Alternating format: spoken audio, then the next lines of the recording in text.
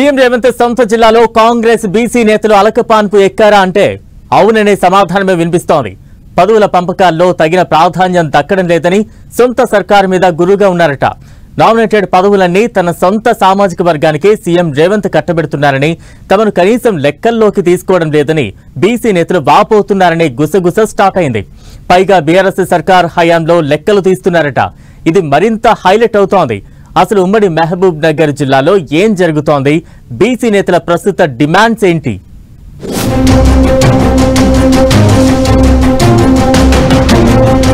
Nominated పదవుల విషయంలో ఉమ్మడి మహబూబ్ నగర్ జిల్లాలో తీవ్ర అసంతృప్తి వ్యక్తమవుతోంది. పోస్టుల కేటాయింపుల్లో సామాజిక సమీకరణాలను కాంగ్రెస్ ప్రభుత్వం ఏమాత్రం పట్టించుకోవడం లేదన్న విమర్శలు వెల్లువెత్తుతున్నాయి. కాంగ్రెస్ ను అధికారంలోకి తీసుకురావడానికి అన్ని వర్గాలు కలిసి పనిచేసిన ప్రభుత్వ ఏర్పాటు తరువాత ఒక సామాజిక వర్గానికి మాత్రమే ప్రాధాన్యం ఇస్తున్నారన్న చర్చ జరుగుతోంది. ఉమ్మడి పాలమూరు జిల్లాలో మెజారిటీ నియోజకవర్గాల్లో బీసీ ఓటర్లు ఎక్కువగా ఉన్నారని, పార్టీ అధిక స్థానాలను గెలవడానికి కారణం ఒక రకంగా వాళ్లే అని, అయినా సరే తమను పట్టించుకోవడం లేదని బీసీ నేతలు వాపోతున్నారట. ఇక్కడితో ఆగారా అంటే గత ప్రభుత్వంలో ఏ వర్గాలకు ఎలాంటి ప్రాధాన్యం దక్కిందో లెక్కలు చెబుతూ మరీ నిలదీస్తున్నారని టాక్. బీఆర్ఎస్ హయాంలో ఎక్కువగా బీసీలకే జిల్లాలో పెద్దపీట వేసిన విషయాన్ని కాంగ్రెస్ నేతలు గుర్తు చేస్తున్నారట.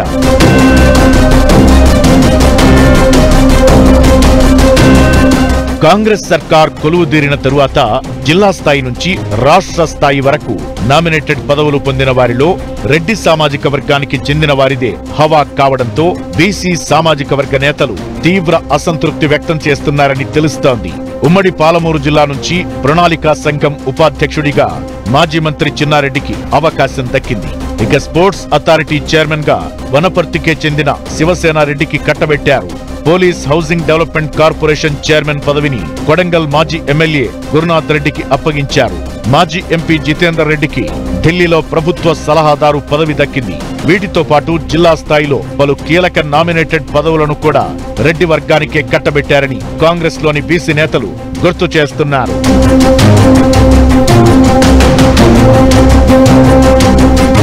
ఉమ్మడి మహబూబ్ నగర్ జిల్లాలో మొత్తం 14 అసెంబ్లీ నియోజకవర్గాలు ఉండగా అందులో 2 రిజర్వ్డ్.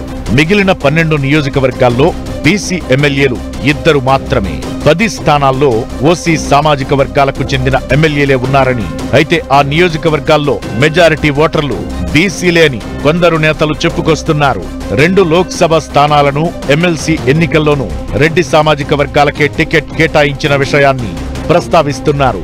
దేవరకద్ర మాజీ ఎమ్మెల్యే సీతా దయాకర్ రెడ్డికి మహిళా శిశు సంక్షేమ కమిషన్ చైర్పర్సన్ పదవిస్తారన్న ప్రచారం జరుగుతోంది. ఇంకో పదవిని కూడా మళ్లీ అదే సామాజిక వర్గానికే సీఎం రేవంత్ కట్టబెడతారా అంటూ బీసీ నేతలు వాపోతున్నారట. పార్టీ కోసం పనిచేసిన బడుగు బలహీన వర్గాలకు చెందిన వారు ఎంతో మంది ఉండగా అగ్రవర్ణాల వారిని నామినేటెడ్ పదవులు వెదుక్కుంటూ రావడమేంటని పార్టీ అంతర్గత సమావేశాల్లో ప్రశ్నిస్తున్నారని తెలుస్తోంది.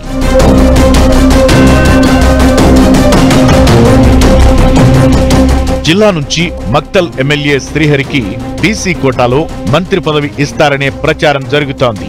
అయితే దీనిపై కూడా బీసీ లీడర్లు పెదవి విరుస్తున్నారు. ఆయన ఒక్కడికి మంత్రి పదవి ఇస్తే ఉమ్మడి పాలమూరు జిల్లాలోని బీసీలందరికీ న్యాయం చేసినట్టేనా అని ప్రశ్నిస్తున్నారు. ఆయనతో పాటు జిల్లా స్థాయి నామినేటెడ్ పదవుల్ని మిగతా నేతలకిచ్చినప్పుడే న్యాయం జరుగుతుందని అంటున్నారు.